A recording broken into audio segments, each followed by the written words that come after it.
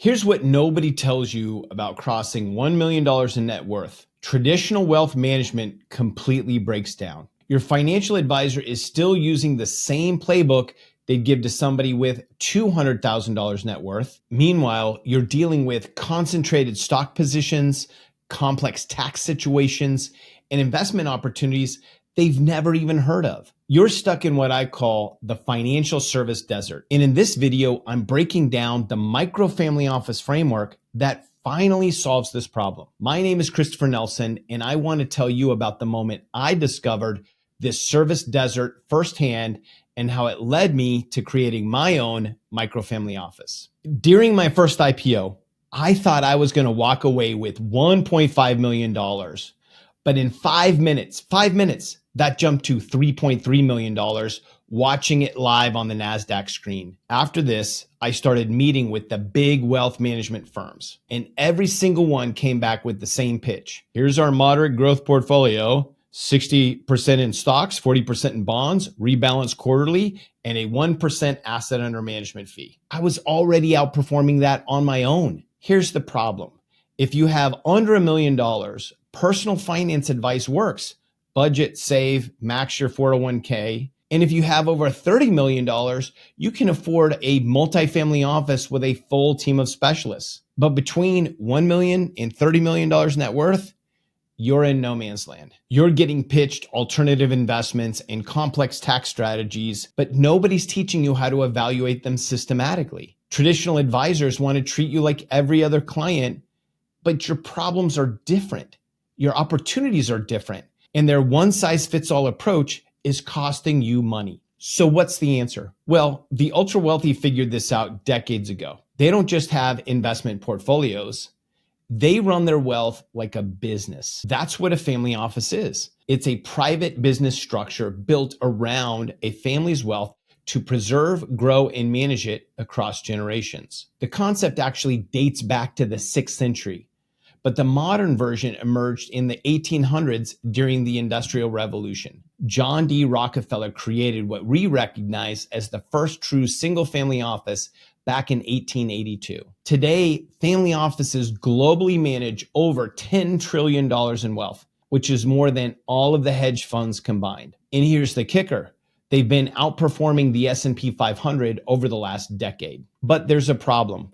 A traditional single-family office requires $100 million in assets to justify the $2 million a year in operational costs. A multifamily office, where families share services, still requires $30 million in net assets and costs around $300,000 to $1 million annually. That leaves everyone with $1 to $30 million completely stranded. That's why I built the micro-family office framework. A micro-family office gives you the strategic advantages of how the ultra-wealthy manage money, but scaled to be efficient, cost-effective, and implementable for high earners with $1 to $30 million in assets. Let me break down how a micro-family office actually works. Instead of hiring a full-time team, you leverage fractional experts.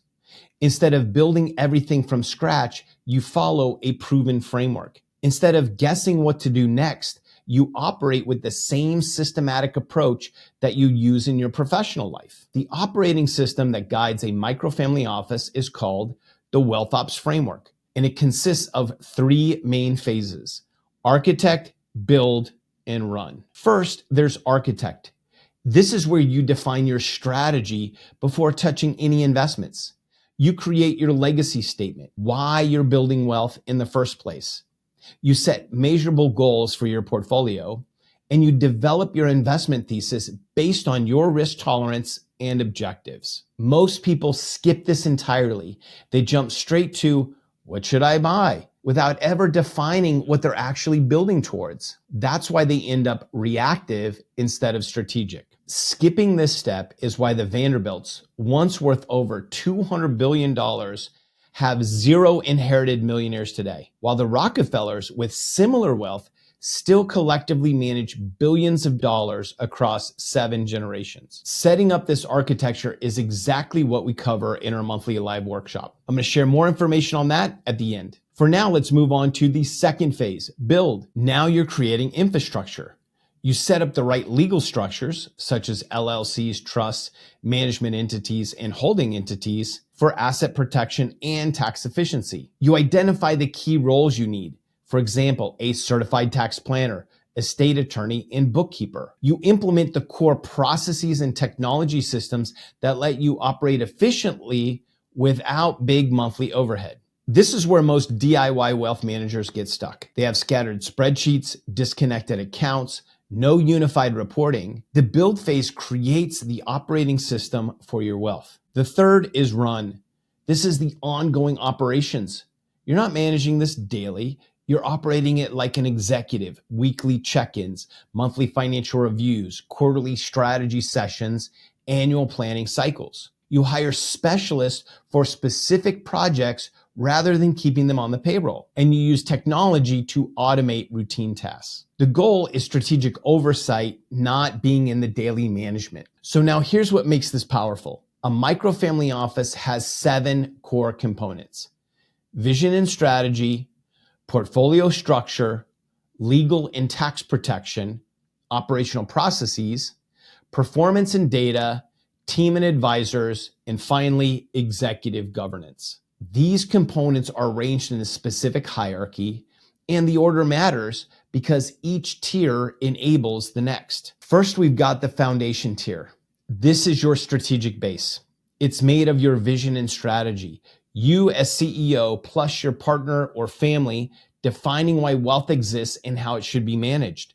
This is the education and framework that guides everything. This phase is about purpose and design. Also within the foundation tier is portfolio structure, the actual architecture of your assets, allocation across asset classes, diversification strategy, and evaluation frameworks. The next level is the operations tier.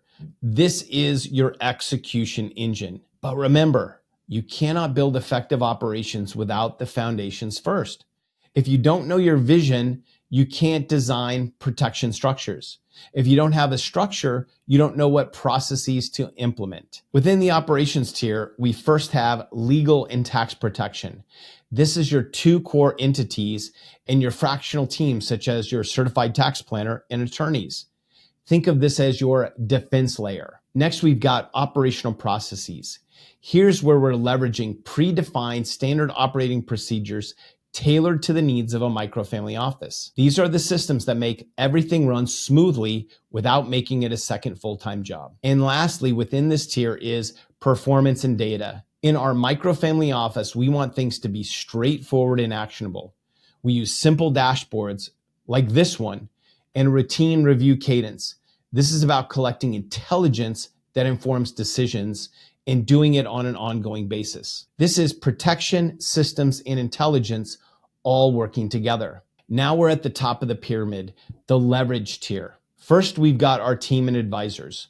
These are the fractional advisors we bring on and pay either per project or on a small monthly retainer. These are the people who help you execute at a higher level, true domain experts. In a traditional wealth management approach, your advisor plays the role of CEO of your wealth, and you sit downstream, essentially taking on the role, many times, of bookkeeper. But in a microfamily office, you sit at the top as the CEO, leveraging your team's deep knowledge and ensuring everyone is working together, not in silos. And the last component of the top tier is executive governance. This is you as the portfolio CEO running systematic assessments, not random checking. What you review falls into 2 categories. First, there's investments. Here's some samples of what you review. Income performance. Is your income bucket generating the targeted cash-on-cash returns? Growth returns. Are your growth assets hitting the targeted IRR? Capital preservation. Is your safety bucket protecting principal? And allocation drift. Have your percentages shifted away from target structures? And the second category is business operations. Here's some examples of what you'd review in this category. Monthly P&L. Are you profitable at the portfolio level? Tax efficiency. What's your effective tax rate and how does it trend? Process effectiveness. Are your workflows running smoothly or breaking down? Cash management. Do you have optimal liquidity? This is not checking your accounts when you remember. This is a scheduled 1-hour monthly review of specific metrics against documented targets. You're not asking, how am I doing? You're asking, is each component performing its job and where do I need to adjust? Build the foundation first, then the operations, then the leverage, in that order. That is the full microfamily office model. Now, you might be thinking, how is this different than just hiring an A-plus financial advisor? Great question. Let me show you the critical differences. Customization. A traditional wealth manager uses standardized investment models. You get slotted into their moderate growth or aggressive growth bucket based on a risk questionnaire. A microfamily office is fully customized around your specific values, risk tolerance, and long-term objectives. Scope. Wealth managers focus on traditional investments when it comes to portfolio management. We're talking stocks, bonds, mutual funds, and maybe some basic retirement tax planning. A microfamily office takes a holistic approach: wealth management, tax optimization, estate planning, business structure, philanthropy, and especially family education. Everything that touches your financial life. Control. With a traditional advisor, you're following their firm's model. On average, you're just one of their 363 clients. Their goal is to keep things as simple as possible and as low touch as possible. With a microfamily office, you maintain complete control. You're the CEO. You make the strategic decisions. You work on your portfolio as much or as little as you want. And your advisors work for you, not the other way around. Investments. Want to invest in a private equity deal, a credit fund? Maybe you're passionate about renewable energy or affordable housing and want your portfolio to reflect that. Traditional advisors often discourage these because they're outside of their wheelhouse. They create more work and they don't get paid on them. A microfamily office is built to evaluate and incorporate these opportunities when they align with your strategy. Effort. Here's the honest truth. A microfamily office takes more work than just handing everything to an advisor. You're actively involved in the strategy. You're learning. You're making decisions. That's the point. You're building something that lasts. You're creating a legacy business around your family's wealth. You're not just paying someone to manage a portfolio. I tell people you should expect to spend 1 to 2 hours per week managing your microfamily office. So how does this actually work? Well, family offices have been outperforming the S&P 500 for the last decade. But let me make this more personal. When I implemented this framework for myself, I went from an overly concentrated portfolio that generated zero income to a highly diversified wealth engine. During that time, I grew my portfolio from 6 million to 8 million while generating over $200,000 in annual cash flow. This cash flow now covers all of my family's essential expenses. And the structure totally changed my life. I left my high-paying technology executive career. I now take 4 international trips a year with my family, 2 of them service trips funded through tax-efficient charitable strategies. I've reduced my tax burden significantly through a proper structure and timing, and I have clarity and confidence in every financial decision I make. And most importantly, I get to spend an abundance of time with my wife and 3 sons. This isn't about working harder. It's about working systematically. It's about applying the same frameworks and discipline that you use in your professional life to your personal wealth. I know what some of you are thinking. This sounds like a lot of work. I already have a demanding job. Fair point. Let me address that directly. Yes, building and running a microfamily office requires effort, especially up front. You're creating the systems, you're learning the frameworks, you're making strategic decisions. But here's what you need to understand. You're already spending time on your wealth.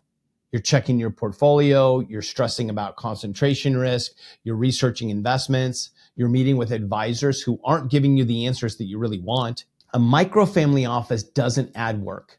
It systematizes the work you're already doing. It transforms scattered effort into focused execution. Once you implement the systems, ongoing management is a few hours per week, and much of that is strategic thinking, not administrative tasks.